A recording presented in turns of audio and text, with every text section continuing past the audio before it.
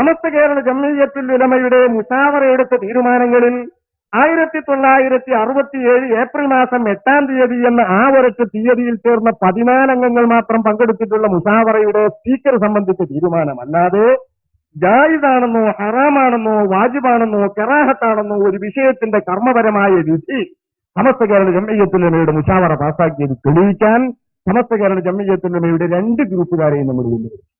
എപ്പോഴും വെല്ലുവിളിക്കുന്നു. ഏത് വേദിയിലും നമ്മൾ പറയുകയാണ്, കാണൂല. എന്താ ഇതിന് കാരണം? സമസ്തയുടെ നയം അതിന് വിരുദ്ധമാണ്. സമസ്തയുടെ സ്ഥാപിത ലക്ഷ്യത്തിന് വിരുദ്ധമാണത്. സമസ്തയുടെ സ്ഥാപിത ലക്ഷ്യത്തിന് വിരുദ്ധമാണ്. ആ ലക്ഷ്യത്തിന് വിരുദ്ധമായ ഒരു പ്രവർത്തനമാണ് 1967 ഏപ്രിൽ മാസം 8-ാം തീയതി കാണിച്ച വേല. ഒരു കുരുത്തി വിദ്യയായിരുന്നു ഇതിന്റെ പിന്നിൽ എന്ന് മനസ്സിലാക്കാനാണ് ഞാൻ ഇത്രയും പറയുന്നത്.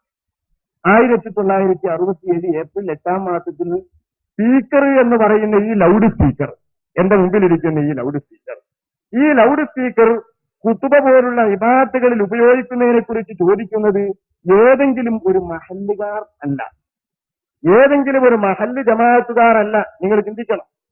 സമസ്തയുടെ മുശാവറയിൽ ഈ പ്രശ്നം ചോദിക്കുന്നത് കേരളത്തിലെ ഏതെങ്കിലും ഒരു മുസ്ലിം മഹല്ലുകാരോ പള്ളി ഭാരവാഹികളോ അല്ല. കേരളത്തിലെ ഒരു ലോക്കൽ മുസ്ലിം അയാളുടെ അറിവിന് വേണ്ടി ചോദിക്കുന്നത് അല്ല. പിന്നെ ആരാ ചോദിക്കുന്നത്?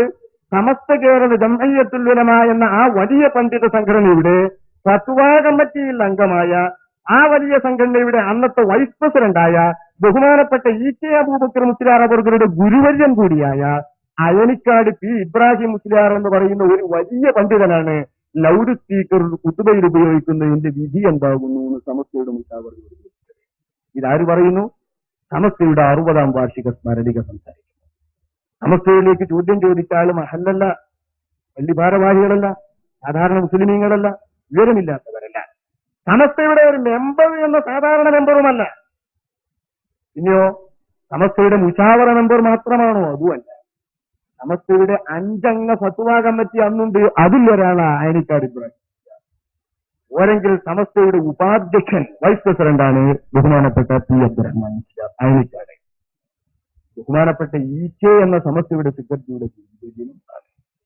ഈ ഒരു പണ്ഡിതൻ ഉച്ചഭാഷിണി എന്ന ഈ യന്ത്രം ഖുതുബയിലും മറ്റ് ഇബാദത്തുകളിലും ഉപയോഗിക്കുന്നതിന്റെ വിധി എന്ത് എന്ന് ചോദിക്കുമ്പോൾ തന്നെ ഇതിലെന്തോ ഒരു കുരുട്ട് ഒളിഞ്ഞു കിടക്കുന്നില്ലേ?